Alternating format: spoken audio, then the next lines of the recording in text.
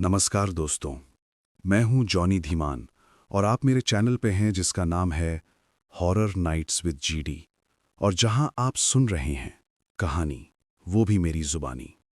दोस्तों, हम हर बार बड़ी मेहनत से आपके लिए एक दिल दहला देने वाली हॉरर स्टोरी बनाते हैं। तो अगर आप हमारी यानी horror nights with GD channel की कहानियां इंजॉय करें तो हमारे चैनल को सब्सक्राइब कीजिए और हमारी लेटेस्ट वीडियोस की नोटिफिकेशन के लिए बेल आइकन दबाना मत भूलना। रात के 2:45 बजे थे। पूरा गांव सो रहा था। बस एक आदमी जाग रहा था, धन्नो। उसे प्यास लगी थी।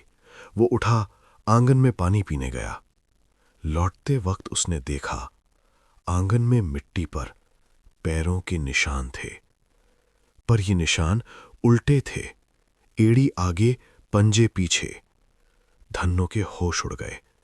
वो समझ गया, आज रात वो आई है, पिशाचिनी, और वो उसके घर के अंदर थी। बात है सन 2019 की। जगह है बिहार के मुजफ्फरपुर जिले का एक छोटा सा गांव। नाम है सोनबरसा। गांव छोटा सा था, करीब 100 घर। ज्यादातर लोग खेती बाड़ी करते थे। गन्ना, गेहूं, मक्का, यही थी यहां की जिंदगी। इस गांव में रहता था एक किसान, धन्नो यादव। उम्र 45 साल के करीब। नाम में यादव, पर हिम्मत में चूहे से भी कम। धन्नो की पत्नी मर चुकी थी। वो अकेला रहता था अपने छोटे से घर में। खेत पर काम करता, शाम को लौटता, खाना बनाता और सो जाता।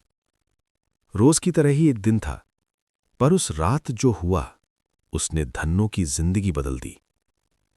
पिशाचिनी नाम सुना ही होगा आपने, पर असली पिशाचिनी क्या होती है ये कम ही लोग जानते हैं।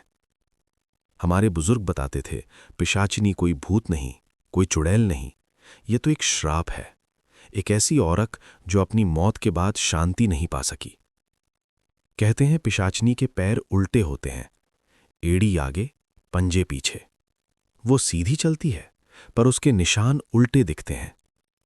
और वो आती है रात में, जब गांव सो जाता है, जब अंधेरा अपने असली रूप में होता है। वो आती है बदला लेने या फिर किसी को अपने साथ ले जाने। धन्नो को ये सब बातें पता थीं, उसके बाबा ने बताई थीं, पर उसे यकीन नहीं था। यकीन तो उसे उस रात हुआ जब वो खुद सामने खड़ी थी। उस दिन धन्नू खेत से थोड़ा जल्दी लौटा था। तबीयत ठीक नहीं थी। खाना खाया और जल्दी सो गया। रात के करीब 11 बजे होंगे। धन्नो की नींद खुली। आवाज आ रही थी घर के बाहर से, जैसे कोई चल रहा हो, पर चाल अजीब थी। थोड़ी देर चलना, फिर रुकना, फिर चलना, फिर रुकना। धन्नू ने सोचा कोई जानवर होगा, गांव में आवारा कुत्ते तो हैं ही। वो फिर सो गया। सुबह हुई। धन्नो उठा, बाहर निकला तो उसकी नजर आंगन की मिट्टी पर पड़ी। वहां पैरों के निशान थे। धन्नो में गौर से देखा, उसके होश उड़ गए। निशान उल्टे थे, एड़ी आगे, पंजे पीछे, और वो निशान घर के अंदर जा रहे थे। धन्नो के रोंगटे खड़े हो गए। उसे याद आई बाबा की बातें, पिशाचिनी के पैर उल्टे होते हैं। उसने सोचा, शायद कोई मजाक है, शायद उसे धोखा हुआ। पर उस रात फिर आवाज आई। उस रात धन्नो ने सोने का मन नहीं किया। वो जागता रहा, दरवाजे के पास बैठा रहा। रात के 2 बजे, 2:30 बजे, 3 बजने वाले थे। तभी आवाज आई, चलने की आवाज। पर चाल अजीब थी, जैसे कोई धीरे धीरे आ रहा हो, जैसे कोई घिसट रहा हो। धन्नो ने दरवाजे के बाहर झांका, और जो उसने देखा, वो देखकर वो पत्थर हो गया। एक औरत खड़ी थी बाहर। उसके बाल बिखरे थे, आंखें लाल थीं, और उसके कपड़े फटे हुए थे, पुराने। पर सबसे अजीब बात, वो उल्टी खड़ी थी। उसका मुंह धन्नो की तरफ था, पर उसके पैर पीछे की तरफ। धन्नो चीखना चाहता था, पर आवाज नहीं निकली। वो औरत पिशाचिनी मुस्कुराई, एक लंबी खिंची हुई मुस्कान, और फिर वो गायब हो गई, बस धुएं की तरह। अगली सुबह धन्नो बीमार पड़ गया। उसे तेज बुखार था। वो बकबक कर रहा था, पिशाचिनी आई, पिशाचिनी आई। गांव वालों ने सोचा पागल हो गया है, पर कुछ बुजुर्ग समझ गए मामला गड़बड़ है। उन्होंने कहा, आज रात कोई अकेला नहीं सोएगा, सब इकट्ठा रहेंगे। पर धन्नो ने मना कर दिया। वो अपने घर पर ही रहा। उसने कहा, मैं डरता नहीं, आज उसका सामना करूंगा।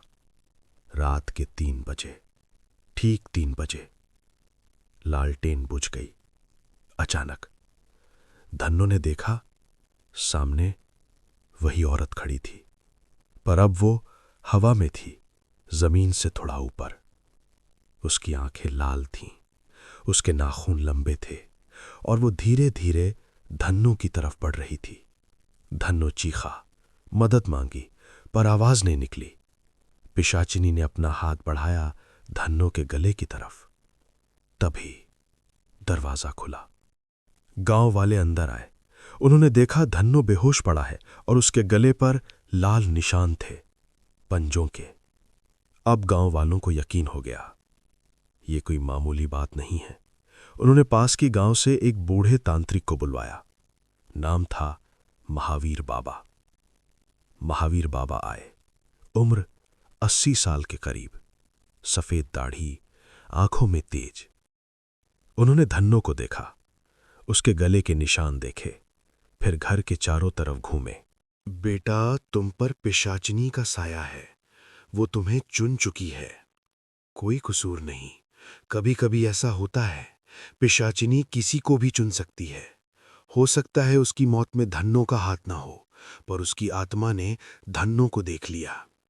पिशाचिनी बनती है उस औरत से जिसके साथ बहुत बुरा हुआ हो, जिसे इंसाफ न मिला हो, जो मरते वक्त चीखी हो पर किसी ने ना सुनी हो।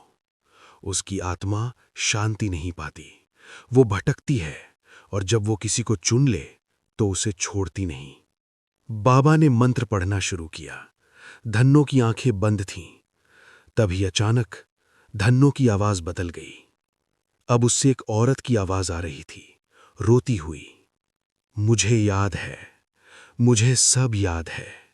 वो रात बारिश हो रही थी, मैं दरवाजा खोलकर बैठी थी, इंतजार कर रही थी, पर वो नहीं आया, कभी नहीं आया। बाबा ने पूछा, तू कौन है, तुझे क्या चाहिए? मैं हूं फूलमती। 20 साल पहले मेरी शादी थी। मेरा पति मुझे छोड़कर चला गया, दूसरी औरत के साथ। मैंने फांसी लगा ली, पर मुझे शांति नहीं मिली। मैं भटकती रही, और एक दिन मैंने धन्नो को देखा। वो बिल्कुल मेरे पति जैसा दिखता है। गांव वाले हैरान। धन्नो की शक्ल किसी और से मिलती थी, उस आदमी से जिसने फूलमती को धोखा दिया था। बेटी, तुझे जाना होगा, तू यहां नहीं रह सकती, तेरा काम नहीं बनता। फूलमती रोते हुए, मैं जाऊंगी, पर एक बार उसे देखना चाहती हूं, असली को। बाबा ने पूरा अनुष्ठान किया, फूलमती की आत्मा को शांति दिलाई। उन्होंने बताया कि अब वो नहीं आएगी। धन्नो ठीक हो गया। गांव वाले अपने घर लौट गए। 3 दिन बीत गए, सब नॉर्मल था। चौथी रात धन्नो उठा। उसने पूछा, कौन? कोई जवाब नहीं। उसने दरवाजा खोला। बाहर कोई नहीं था, बस जमीन पर पैरों के निशान थे, उल्टे निशान, एड़ी आगे, पंजे पीछे, और वो निशान घर के अंदर जा रहे थे। धन्नो ने पीछे मुड़कर देखा। वो खड़ी थी, उसकी आंखें लाल, मुस्कान, लंबी मुस्कान।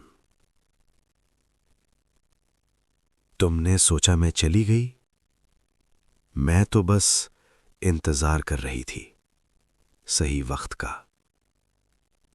अब चलो मेरे साथ। दोस्तों, अगली सुबह धन्नो का घर खाली मिला। वो गायब था।